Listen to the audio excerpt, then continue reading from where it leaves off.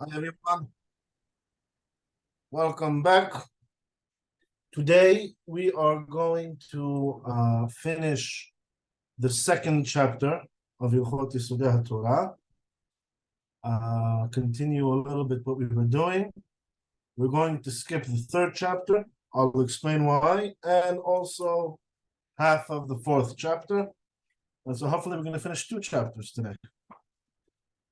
Okay, so quick review of what we were speaking about previously, right? We were talking, first of all, the two mitzvot of this chapter and the next is the mitzvah of ahava, the love of God, and also the fear/awe of God, right? And how do you get this love and awe of God?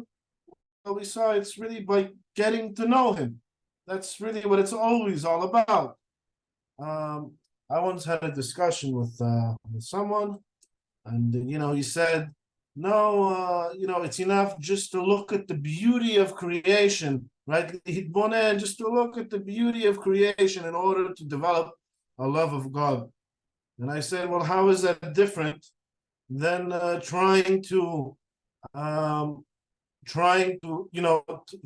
falling in love at first sight with a beautiful woman without even getting to know her? That's basically what you're suggesting." He said, "No, you have to get to know the person, right? Your knowledge or your love for a person is is a function of your knowledge and your and how well you get to know them. Same too is with God. So the better you know him, and we said you can't know him directly, but only with indirect knowledge of how he functions, how he leads, how his world is structured, right? That's how you can infer more and more things about God and get to know him better and better. And then Maimonides started going into the structure of the non-physical world, right? The structure of the angels, of the hierarchy between them. And these are beings that have no physical form, right? And they are kind of like, we'll call them abstract intellects, right? Disconnected from any physical matter. And we said each one knows God on its own level. And basically, his knowledge is this excess flow of knowledge from God coming down. And we resembled it to like an overflow of water going through this a series of, we'll call it like buckets overflowing and then filling up the next one and overflowing over until it reaches our existence on the bottom.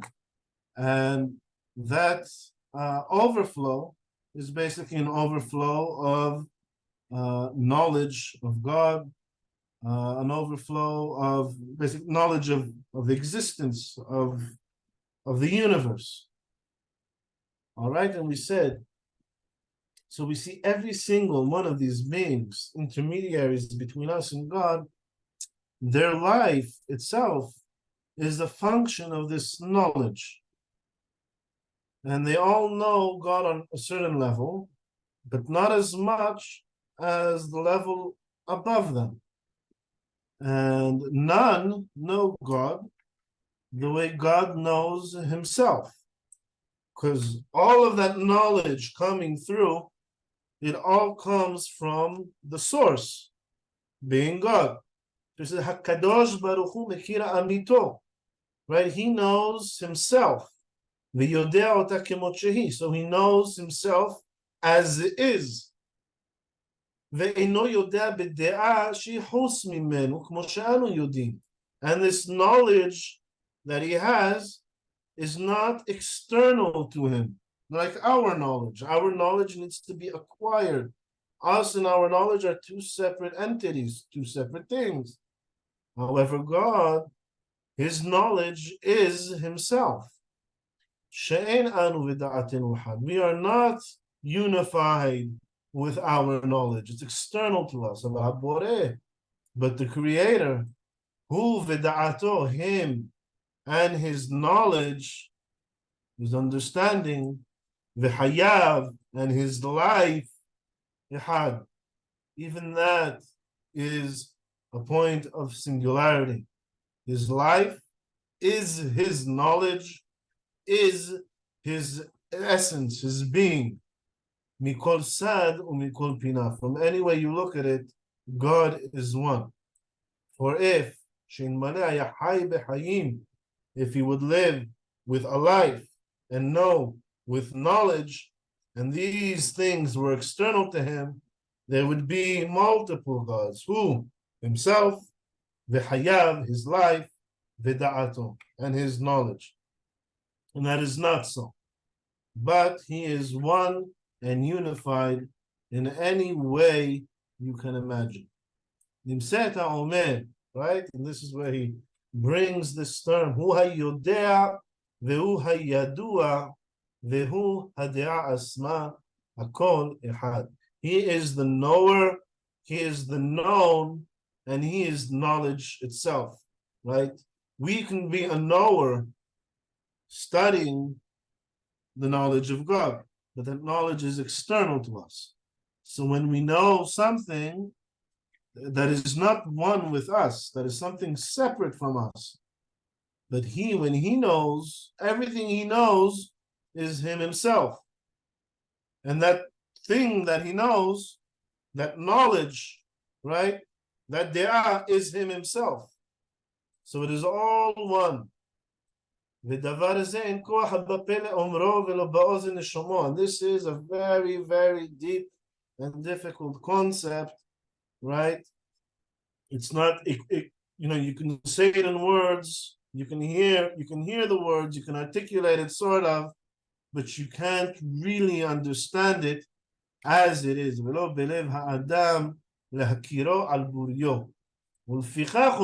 this is why they say, right? The life of Paro, the life of your soul, and many other things, but you never say the life of God. You never say, Hey Hashem, the life of God. Ela Hai Hashem. It's not, how do you call it? There's no points here, but it's Hai Hashem. Hai is the life of God, or the living God. You don't say God's life, we say the living God. She'en habore ve'hayav shenayim k'mo hayah gufot ha'chayim. Okay, hayah ha'malachim, because he and his life are not two separate entities like that of us and the physical beings and also the non-physical beings, such as the angels, right, whose life is external to them. How is our life external to us? Well, our life is that life that God overflowed, through all those angels until it reached us, so it is actually separate from us. Therefore,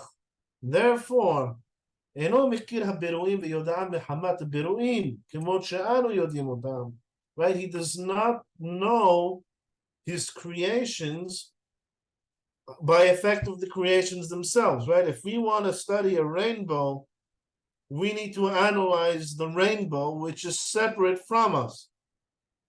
We want to understand the solar system, we need to analyze the solar system, which is separate from us. God knows all of this through knowing himself. Therefore,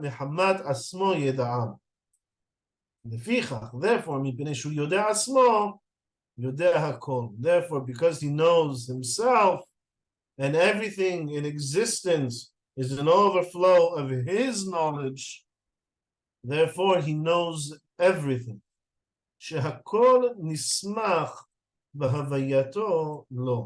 Because everything's existence is dependent on him, right? And if you go back to that first chapter, we said it's as if God is like imagining everything, or reality itself is as if it is God's imagination or something held in God's mind, right? So everything is dependent on this conscious bringing into existence of all of reality in God's mind. So דברים אלו שאמרנו בעניין זה בשני פרקים אלו, so everything we discuss in these two chapters, right, the first and the second chapter, כמו טיפה מן הים מהן ממה שצריך לבאר בעניין זה. Everything we discuss in these past few classes, these two chapters, this is just a drop in the sea of what there is to study on this matter, on this topic. This is a drop in the sea of what is available to us, of what human intellect can encompass. And the limit of human intellect, everything man can understand, is just like that last 11th bucket of water, right? So this is a drop in the sea of what we can understand. Everything we could understand would be all the knowledge, I say, that Moshe Rabbeinu managed to achieve. But all that is nothing in comparison to the mind and the intellect of the level above man, which also pales in comparison to the level above that level. And we see there's 10 of these levels up until God. But understanding all of these things, these matters, is what the Chachamim refer to as Ma'aseh Merkava, right? The chariots.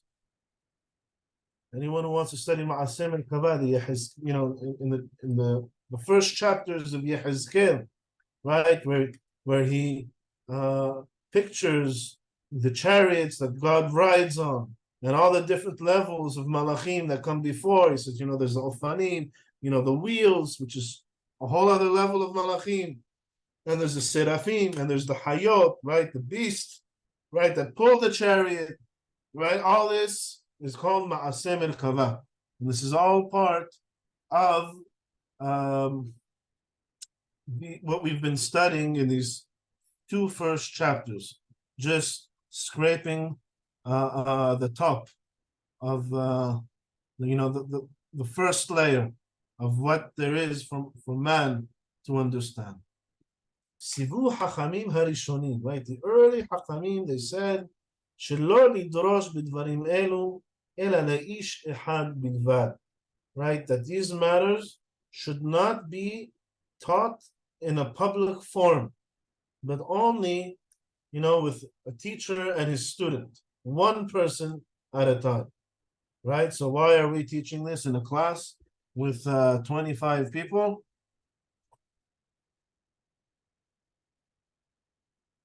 Any ideas? Says, well, we're just scraping the surface. She's not scraping the surface. Like an introduction to Ma'aseh Merkava, you can teach. But he says, to really teach Ma'aseh Merkava is only between a teacher and a student, one person. Vehu, and even that's conditioned. A teacher can teach it to his student on the condition שיהיה חכם ומבין מדעתו. Right? This student needs to be a chacham, needs to be wise. What exactly is the definition of chacham? Well, we'll see that. We'll see that later. But he needs to be wise, chacham, umevin mida'ato, and he needs to be able to understand on his own. Understand on his own, meaning he needs to be able to develop the ideas on his own. And only someone, a student, a pupil who meets these conditions, the teacher only tells him the headlines. We're going to we're going to discuss this topic, right? It gives him like a title. He doesn't even give him the chapter. Rashi HaPerakim, just the title of the chapter. And you, the student, you need to write the chapter. And it's called Marseh Lefanav. He says the student, once he develops the ideas, he needs to come before his teacher and give the lecture to the teacher. So when studying Ma'aseh Merkava, the teacher isn't a lecturer. The student gives the lecture. The teacher just points him in a certain direction. He just teaches and he says like maybe one sentence, right? Maybe two sentences. Says this is the title, blah blah blah. Yalla, go figure it out. And the student needs to develop the idea, right? All the way through. Carry it through, and then he comes and he lectures his lesson to the teacher, right? So there is no real Torat Hasod. People like to call it the secrets of the Torah. There is no real secret Torah. We have a beracha that we say when you see 600,000 Jewish people standing together, assembled in one place. There's a special beracha the Hachamim enacted. It's Hakam Harazim, he who is wise over the secrets. What secrets? Well, you're looking at 600,000 people. So what's the secret here? It's Razim in plural. So each one has his own gift, has his own secret that God revealed to him. And God is the one who knows everybody's own secret. There is no secret Torah. There is the Torah, and there is the student who is able to develop deep ideas into the Torah. So there is no secret Torah, there is everybody's own secret Torah. All right? So the student is the one who needs to develop the ideas. This is very, very deep topics, anything to do with Ma'aseh Merkava. And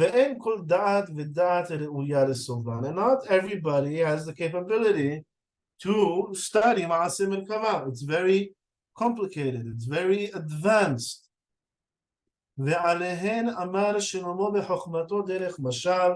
And regarding these topics, Shlomo HaMelech, he says, Kevasim lilvushecha.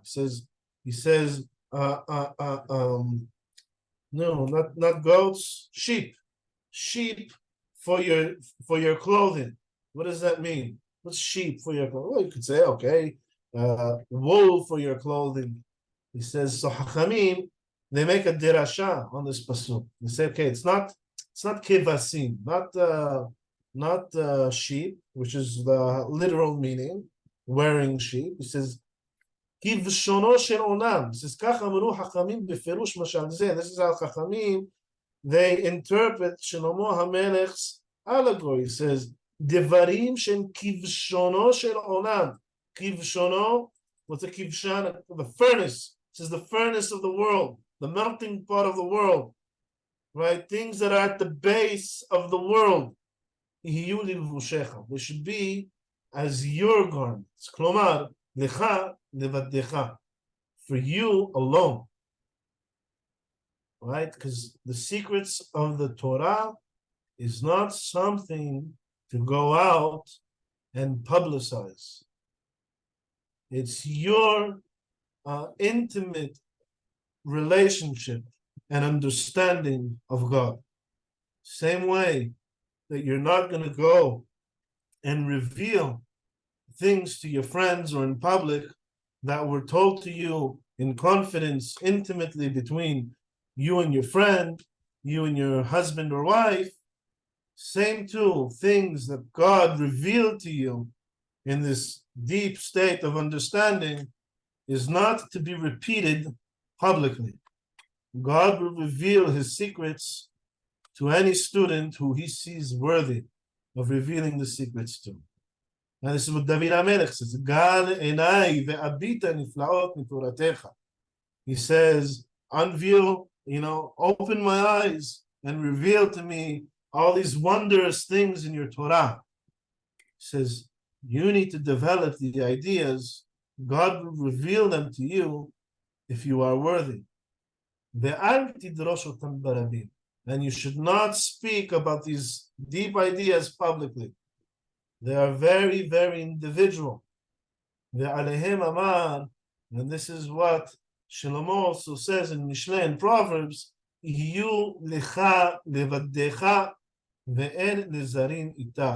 says, these things that you understand, they should be for you only and not for the strangers with you. And he also says, Devash v'halav tachat lishonech. Says this is in the Song of Songs, right? He says, honey and milk under your tongue. What does that mean? Honey and milk under your tongue. And this is how the Hachamim explained it. Devarim shehen kidvash v'halav, things that are sweet, like honey, right? Or like milk, right? That that sustain us. You tahat lishonech. They should be kept under your tongue. For you, yourself, and not for anybody else, not to be taught in public. Any questions on these first two chapters before we move on to the end of the fourth chapter?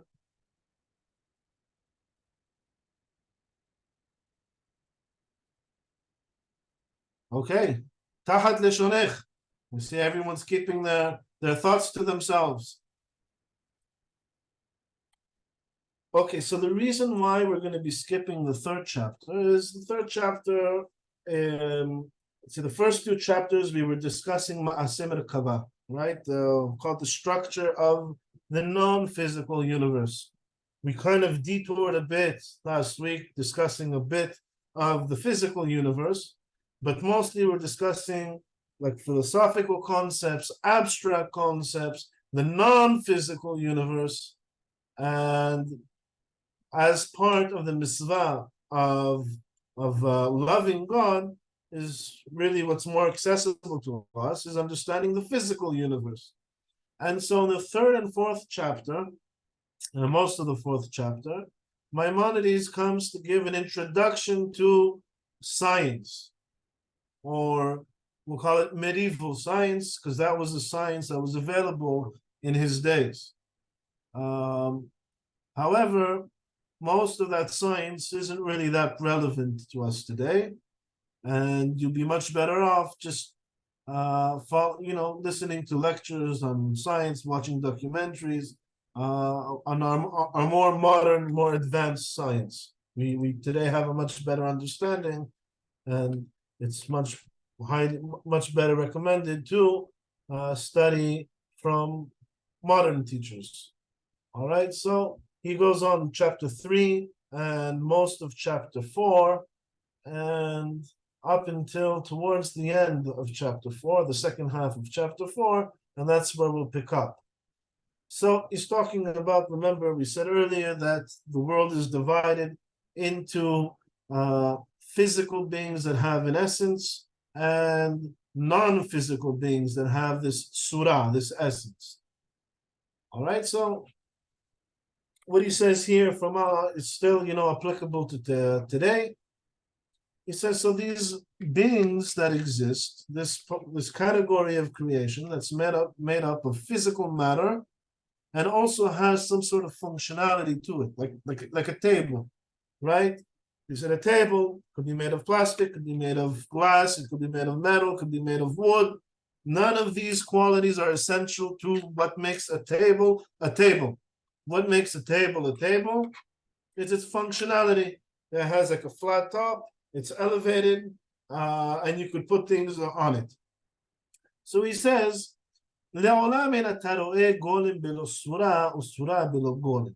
says you'll never see something, right, that has physical form and doesn't have functionality to it. It's not, he says, see, like with your eyes.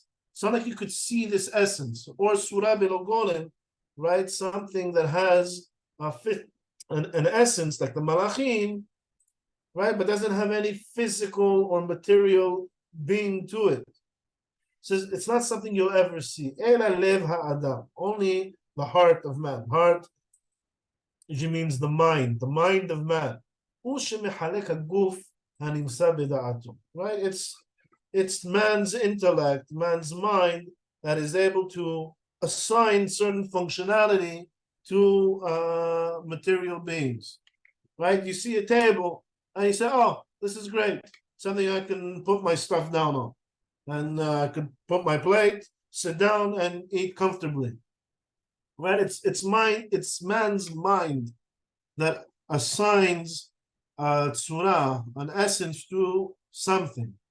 It's man's mind who knows that this table is made up of both matter and an essence.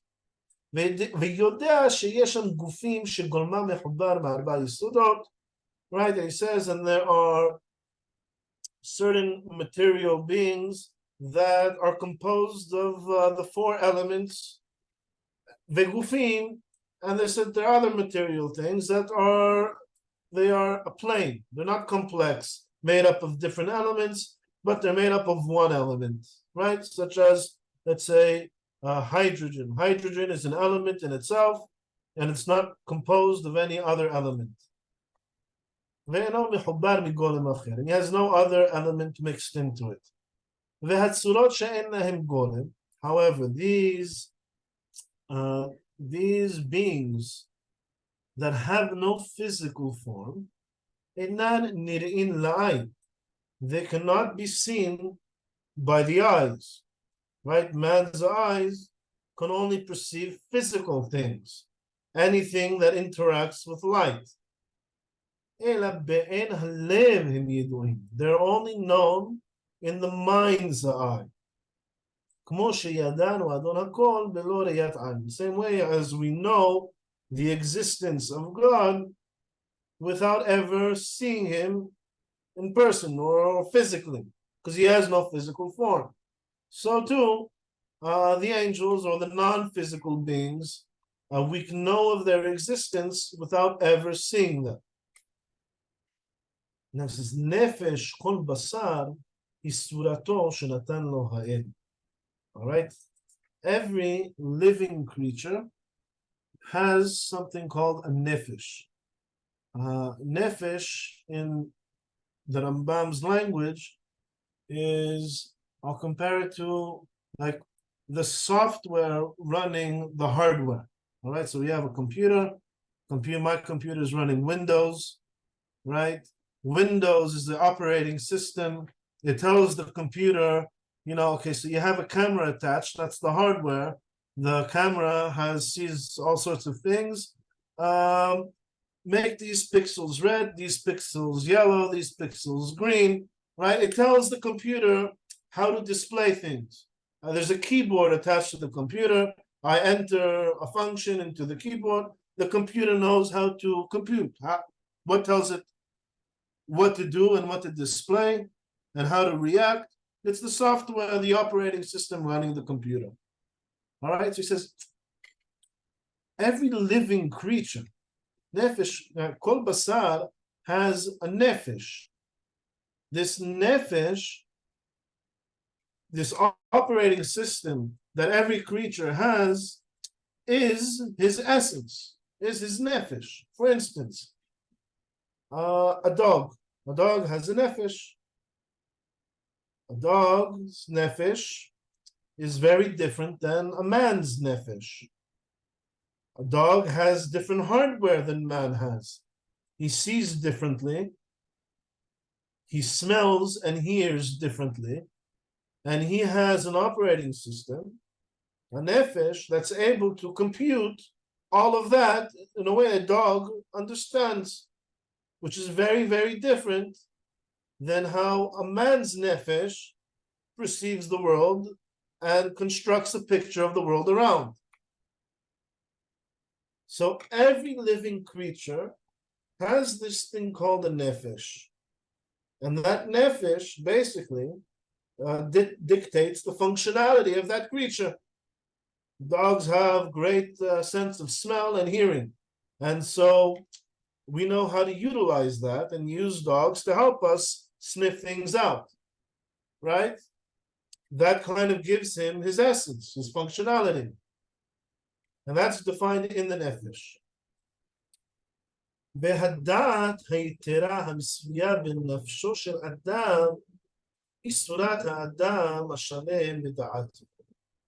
Man's nefesh has something extra to it. He has this extra intellect, this extra understanding. What the Ramban he calls da'at yetera, an extra intellect, which is in man's nefesh. So that extra intellect in man's nefesh is the essence of a man, hashalem b'da'ato, who has perfected his intellect. All right? ועל סורה זו נאמר בתורה, and on this surah, on this essential characteristic of man, does the Torah say, נעשה אדם בצלמנו כדמותנו. We shall create a man in our tselem, right? In the Moreh, the Ramban explains that the word tselem in the Torah is what the philosophers refer to as surah, right? We will make man in our likeness and in our tselem, in our essence. Klumar, so what does this mean? We shall make man in our tselem, this tselem Elohim. כלומר, שתהיה לו סורה היודעת וממשגת הדעות שאין להם גולם. Meaning, man has this capability to understand things that have no physical being to them. Meaning, man is able to think in abstractions, something that no other creature or physical creature is able to do. For instance, the whole concept of law is abstract. What is law? It's looking at patterns of man's behavior and creating an abstraction, a general rule that man follows by. It's like a code. A code, a behavioral code, is not something physical. It's something that regulates human behavior. That's an abstraction. We can think in these terms. Mathematics is looking at the physical world and extracting the general rules governing the physical world and writing it down in a mathematical formula. That's an abstraction.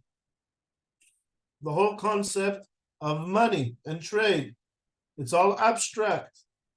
The whole concept of finance, it's all abstractions.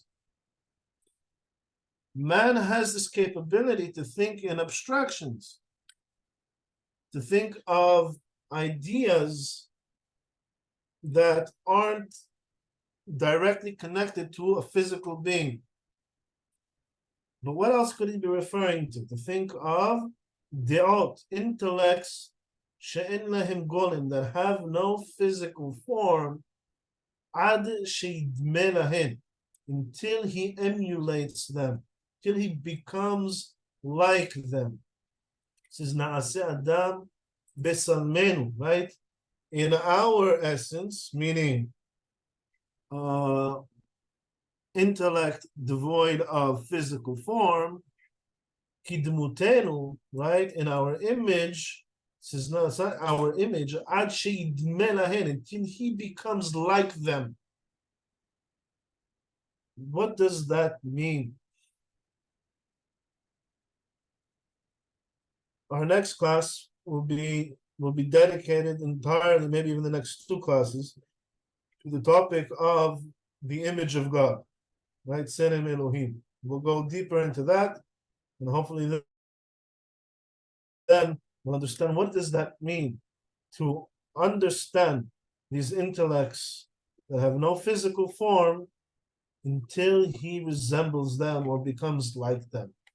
In the meantime, you're all free to suggest what you think it means.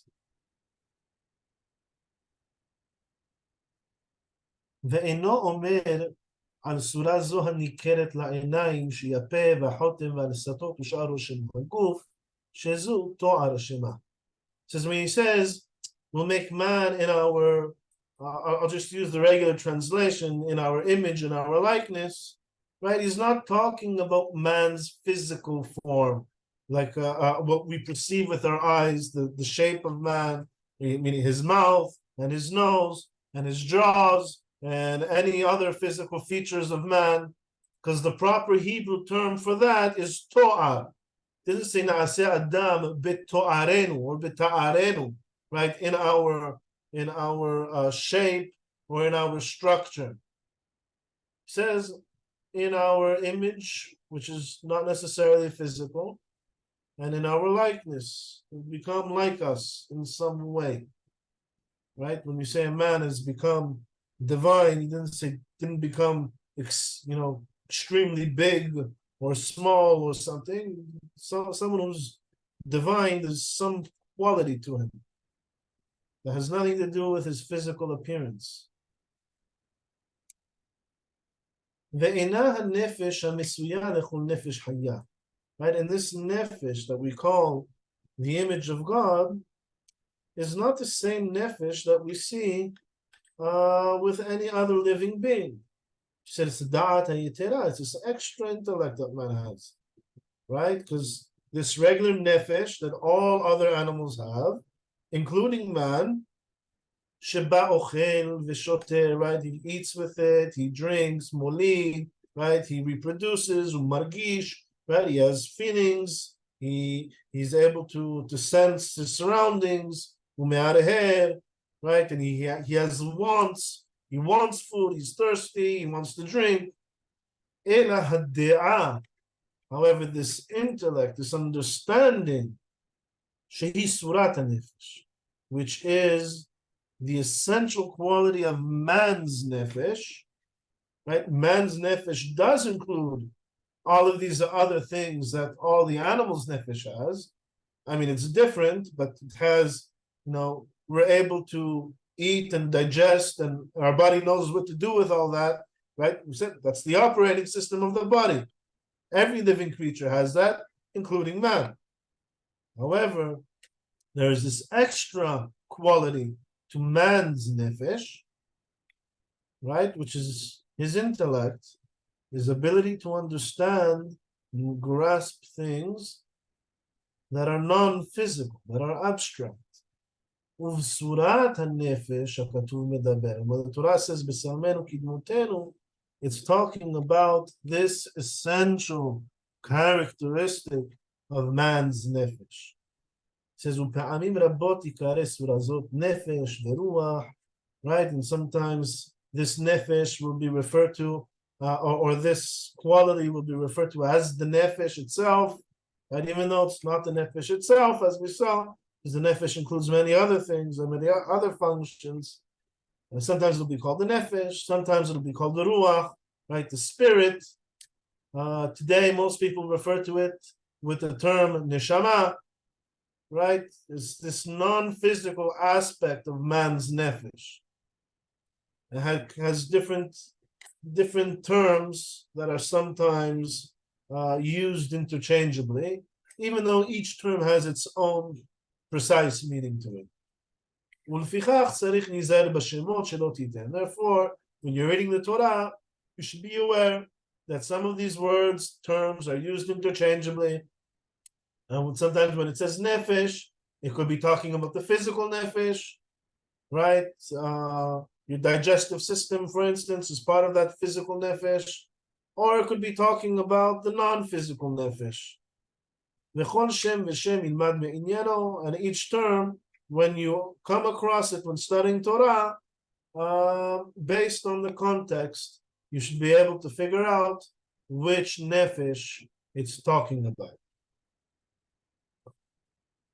ואין צורת הנפש הזאת מחוברת מן היסודות כדי שתתפרד להם.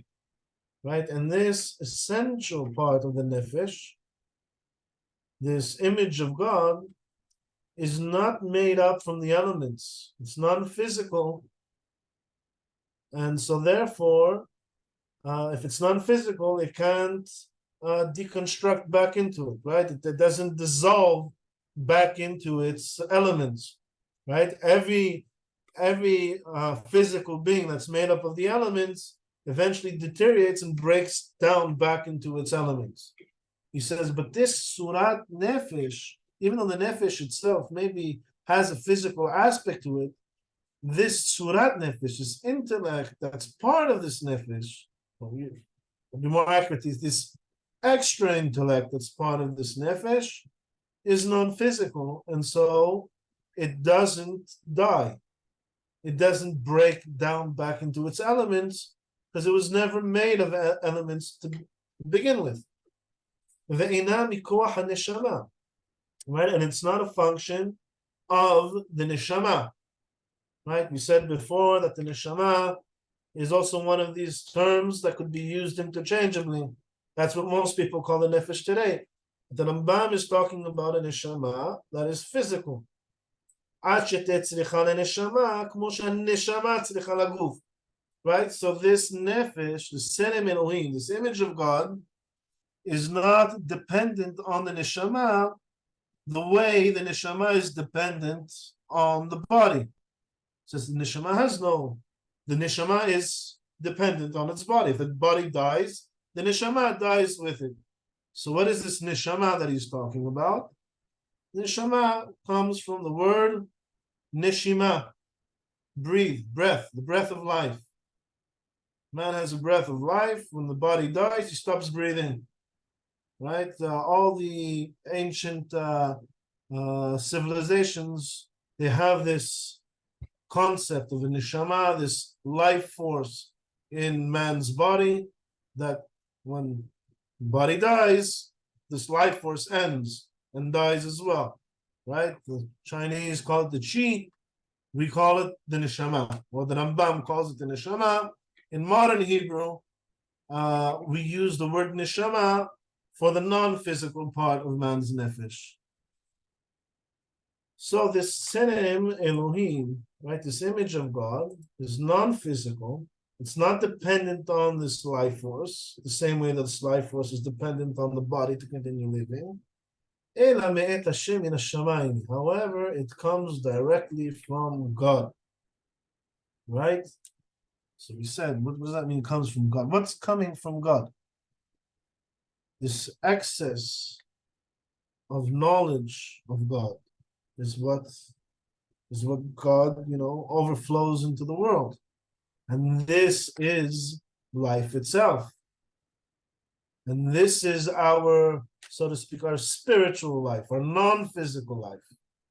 This is what we receive from God with our senem Elohim, with our image of God.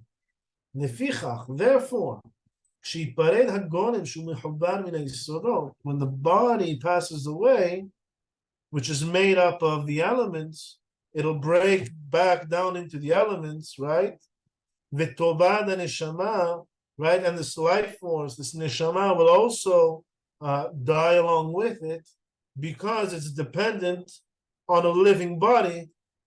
Tobad neshama, right? The neshama only exists as long as the body exists and is alive.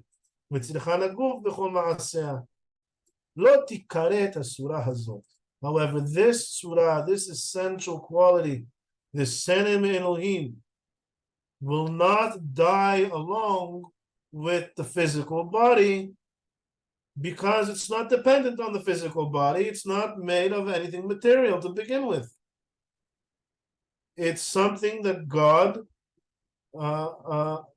passed to us. God gifted us with this knowledge, this understanding, this Tselem Elohim, which, as we saw before, is life itself. So it'll continue living. It's not dependent on the neshama, which is dependent on the body. And now, what happens?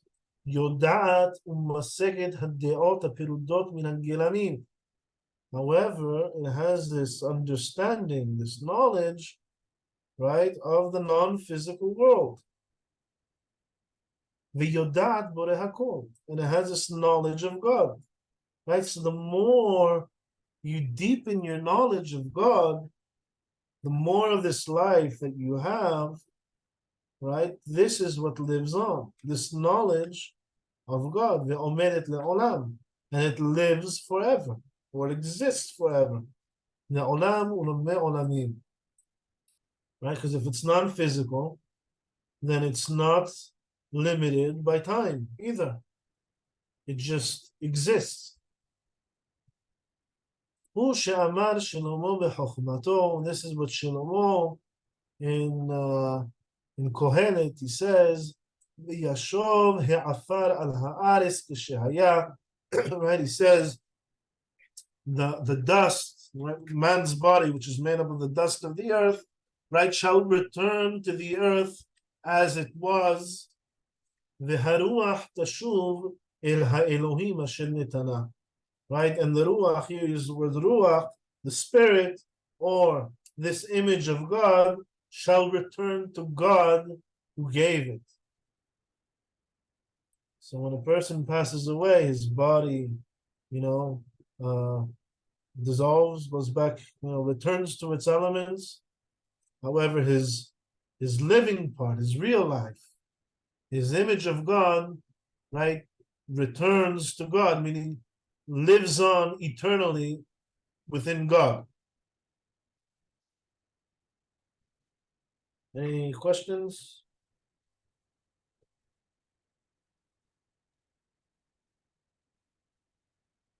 What does nefesh mean exactly?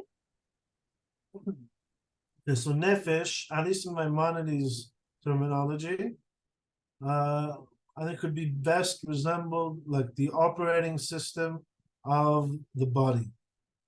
Right? Every creature has, his hardware, his hands, his legs, his eyes. Right? One function of the nefesh is the five senses, making sense of the five senses. So for instance, we know we're able to see, but we don't catch everything that we see.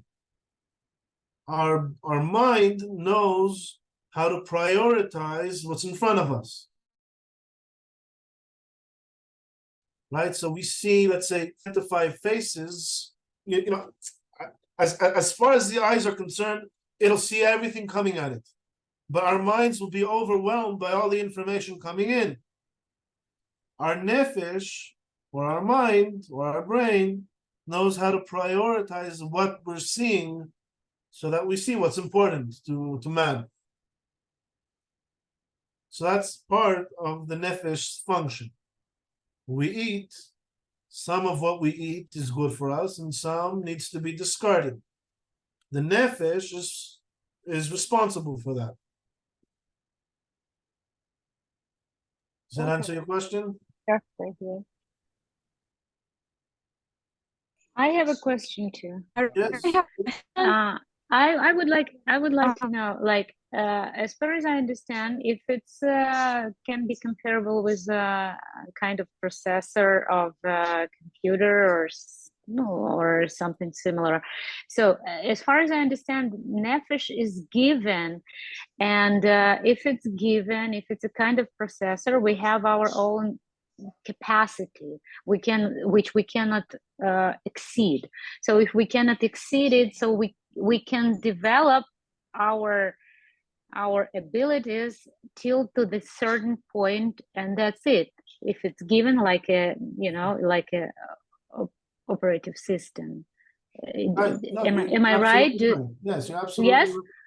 right. Okay. So You're absolutely right. so Your we understanding also is dependent on the quality of your nefesh.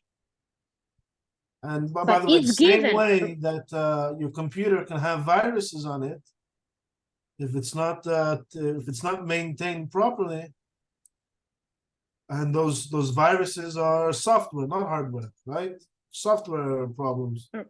So to Right, the right. nefesh. The nefesh could develop. I will study that more in depth later on. The nefesh could develop also a virus and be corrupted. The nefesh could become corrupted as well, and that also corrupt your way of perceiving the world, which will also corrupt your understanding, and ultimately your understanding of God. So Anyway, I cannot maintaining a healthy exceed nefesh is my very important. capacity, right? I have certain capacity and which I cannot exceed, and I can develop my even like mental abilities and Right. ability of understanding till the certain point.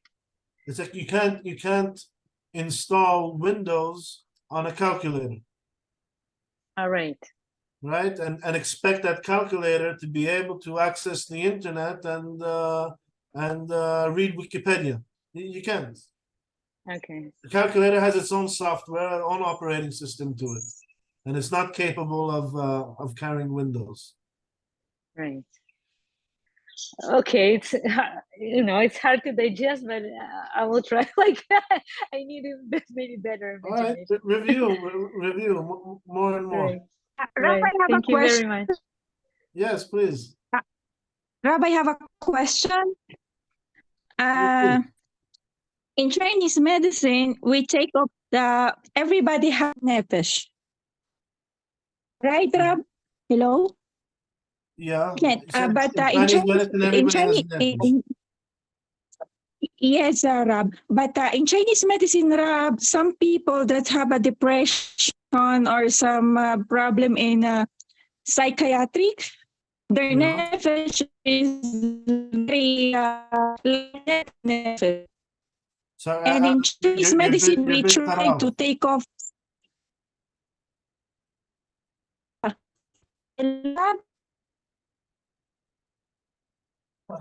Rab, So I couldn't hear your question. You were a bit cut off. so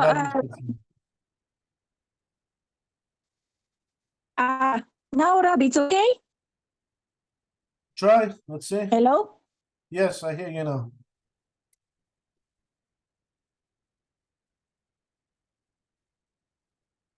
Okay, I guess we lost it for now.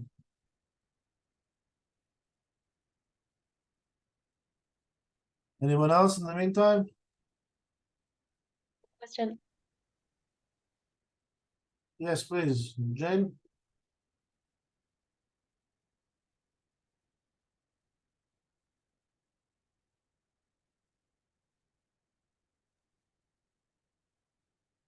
Hey, Rab, it's okay now? Oh, you're back. Welcome back. I'm sorry, Rab, I don't know to my internet. So everybody have a nefesh, Rab, right? Some people that have a problem in the psychology, like depression, trauma, and everything, their nefesh is very negative. Right. Right. So, So the if Rambam somebody is refers to that totally as, separate, Rab, sorry? if some totally I don't, it's not nice to tell, but it's like crazy, Rab, like totally they totally mentally problems. Right. And we're talking about viruses then, in the nefesh. That's one of them. Depression is a sickness of the nefesh. yes, Rab. You mean, Rab, is if they totally like that, they detach from Hashem. It's possible that we can bring it back their nefesh to be made like the regular nefesh. I guess it depends how sick a person is. Right. Same way that the body has sickness and health, and some sicknesses are curable and some aren't, and Even cancer depends on what stage you catch it. It could be curable or not. Same too with the nefesh. So if they totally is utera garua, we cannot bring the nefesh back, Karab. Even in spirituality, because they totally separated from Hashem. Right. Right. Correct. All right. I just want to finish Thank you, Rab. this section, and with this we'll finish this part of the course.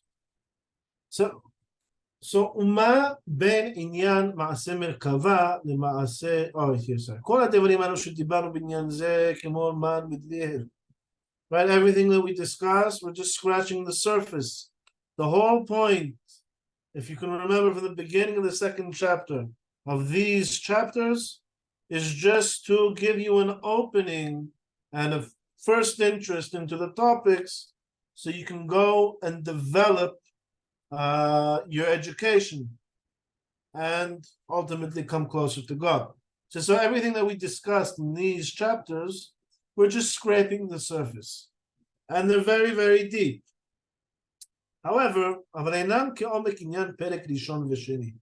right, studying science and physics isn't as difficult and it isn't as deep as the ideas that we were discussing in chapter 1 and 2. וביאור כל אלו הדברים שבפרק שלישי ורביעי הוא הנקרא מעשה בראשית. Right, and everything that we discussed in the third and fourth chapter, again, we didn't really study the third and fourth chapter because it's basically science, and there's better ways to learn science today. But that is what the Hachamim refer to as Ma'aseh Bereshit, right? The works of creation, which is ultimately the first chapter of Bereshit. וכך ציוו חכמים ראשונים, and this is their commandment, their instruction, שאין דורשים גם בדברים האלו ברבים. That these topics as well, should not be taught publicly, right? When a rabbi comes to give a derasha, he should not go into quantum mechanics, right? People aren't going to follow, they're not going to understand. He should also teach it. בלב אלא לאדם אחד בלבד מודיעים דברים אלו. However, a teacher can teach it to his student one-on-one, like tutoring him, ומלמדין אותו, and he teaches him. However, what is the difference between Ma'aseh Merkava, right, the first two chapters in Ma'aseh Bereshit, right, studying science, שעניין מעשה מרכבה אפילו לאחד אין דורשים בו, right, the earlier concepts, you don't even teach it to one person, a single student, unless he is wise and able to develop the ideas on his own. And then you only give him the titles, and he needs to figure out the rest of the ideas. However, מעשה בראשית, מלמדין אותו ליחיד, אף על פי שאינו מבין אותו מדעתו. מעשה בראשית science, you can teach it to any student, even though he isn't able to figure out quantum mechanics on his own. You can teach him quantum mechanics, right? Once he gets there. First start with classical mechanics. ומודיעין אותו כל שיכול לדע מדברים אלו. And you teach him anything that he's capable of understanding, right? He doesn't need to develop the ideas on his own. You teach him the ideas, you help him develop it as much as he can. But why don't you teach it in public? לפי שאין כל אדם יש לו דעת רחבה להשיג פירוש וביאור כל הדברים על בוריים. Right? Because not everybody is able to follow. They won't be able to follow the class. You don't teach it in public, you're going to bore everybody.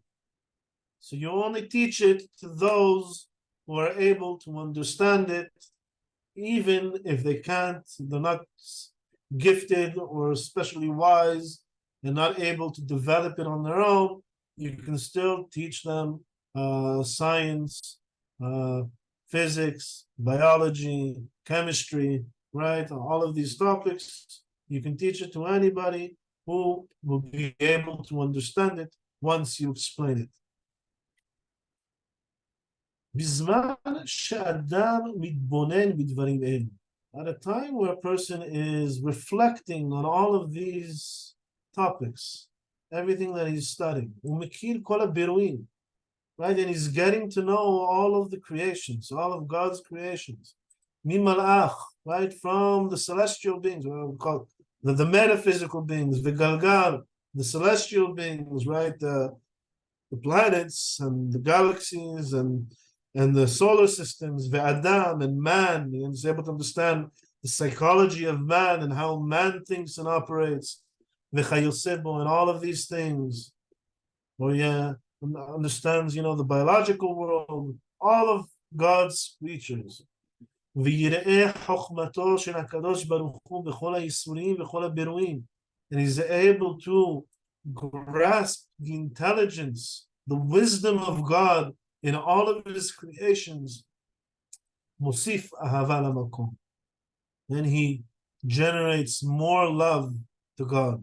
ותשמא נפשו ויחמא בשרו, right? And his flesh and his nefesh, right? His soul is going to have this thirst to know God even more, to further develop his knowledge and understanding, and further develop his love, to love him even more. And he will be in awe and astonishment and fear at how tiny and puny he is, and his understanding is in relation to all this wisdom that he is discovering in the universe. Right, when you compare your, right, it says, I'm big, I go to the gym, I work out every day, I'm super strong, and you say a little pebble, that stray pebble that hits you coming down from the skies is enough to put an end to all this great strength of yours, right? And you see how huge these planets are.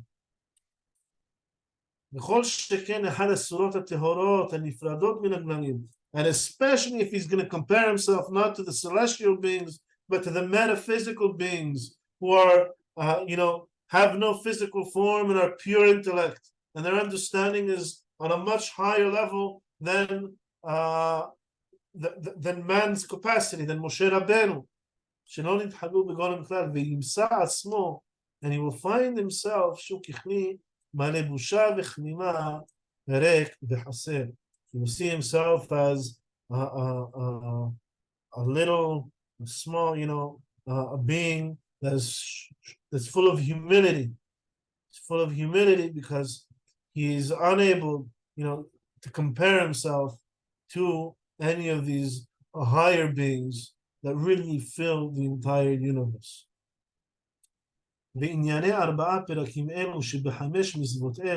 Right, so these 5 mitzvot that we studied from the beginning, right? Yehud Hashem, the existence of God, not recognizing any other authority superior to God, the love of God, and the fear/awe of God that we discuss in these 4 chapters. These are the topics that the Hachamim refer to as Pardess, the field. Right, when they say 4 went into the Pardess, right? So what most people refer to as the Torah Tasov, right? So these topics and these 5 mitzvot that we discussed in these 4 chapters, this is what the Hachamim refer to as Pardess. As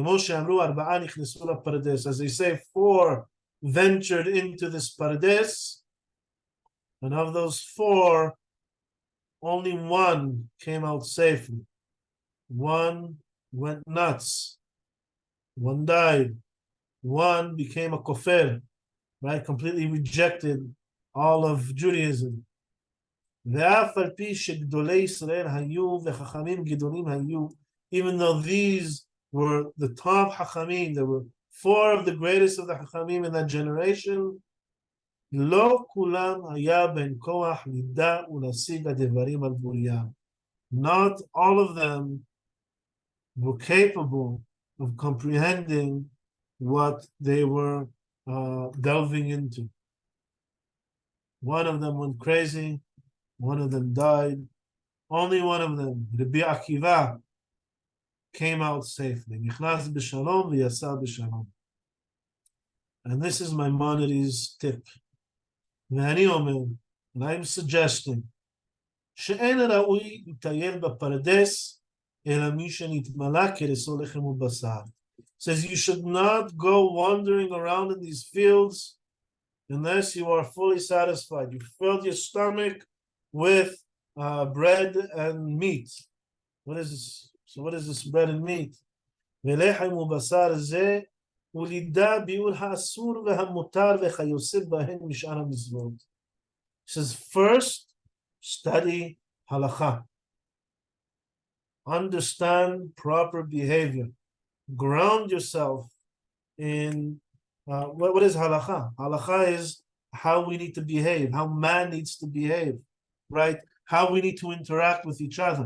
He says, first, know what is asur, what is mutar, what you're allowed to do, what you are forbidden from doing, what is kasher, what is taref, right? Says these topics of halakha, just studying halakha, Chachamim refer to it as a small matter. It's simple. שהרי אמרו חכמים דבר גדול מעשה מרכבה ודבר קטן הוויה דאביה ורבה. Says, what is a small matter? Says the disputes between Abaye and Rava in court.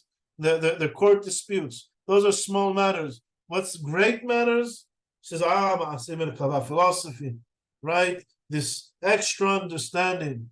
Says, אף על פי כן, even so, they refer to this as small matters. ראויין הן להקדימה. They are introductory to these deeper matters. It says you really want to be able to go and delve and venture into the Pardess and not stray like some of the Hachamim did. First, you have to have the proper guidelines that halakha prepares you for. Halakha actually means holech, to walk. It teaches you how to walk in the Pardess, right? Your actions, they form your mental pathways, your way of thinking, your way of understanding the world, of interpreting the world around you. It says, base yourself first in halakha. Shehen miyashevim da'ato shel adam techina. It says, because first they settle your mind, they ground you in reality.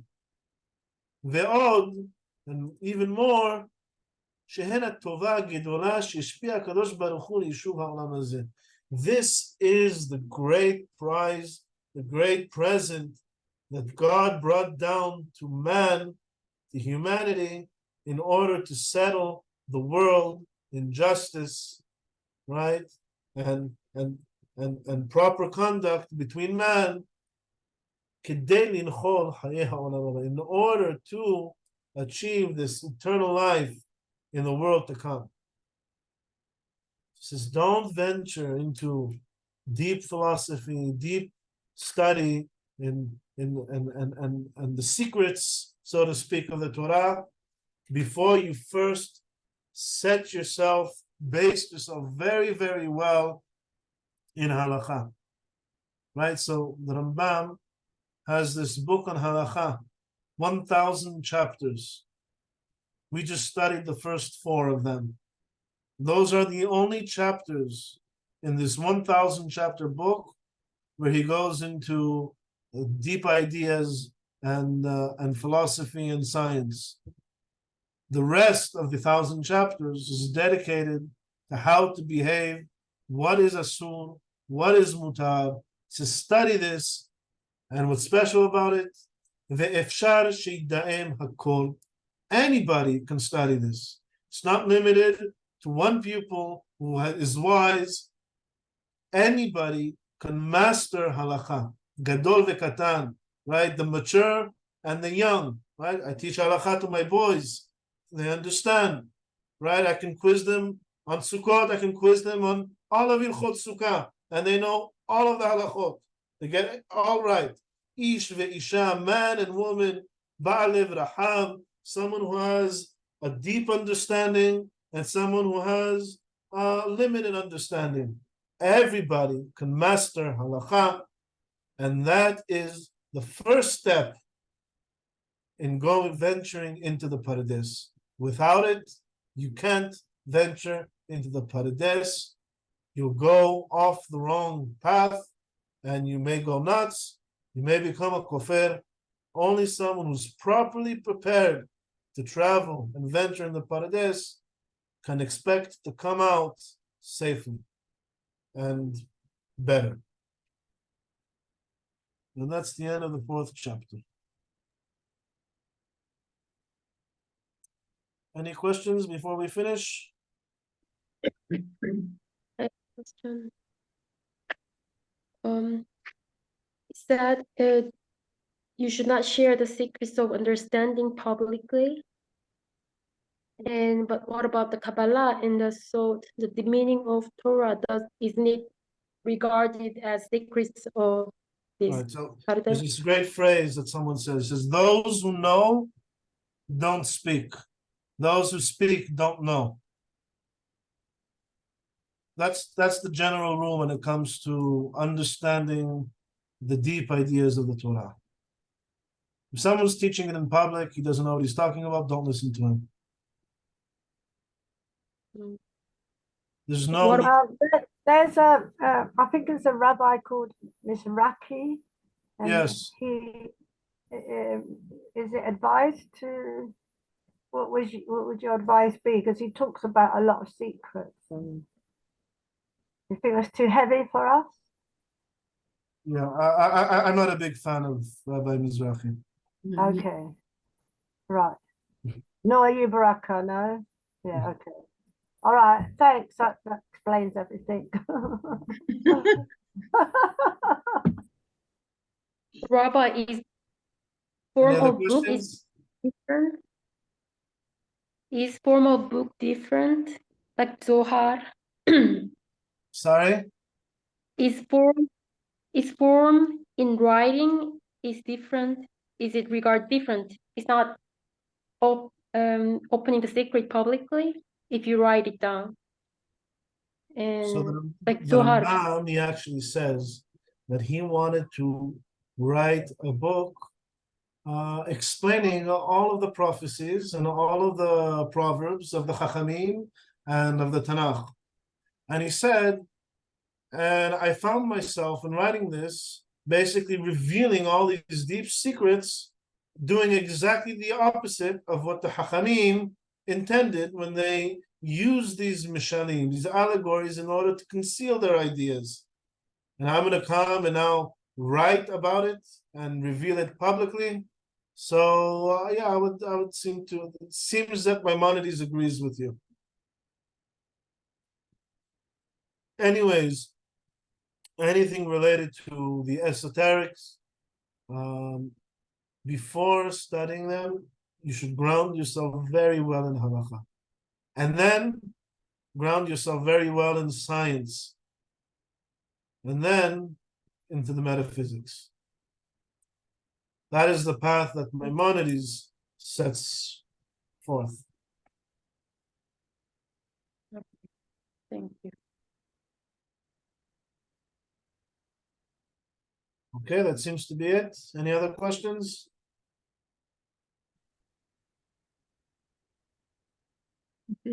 All right, no more questions. Then I'll say good night to all of you.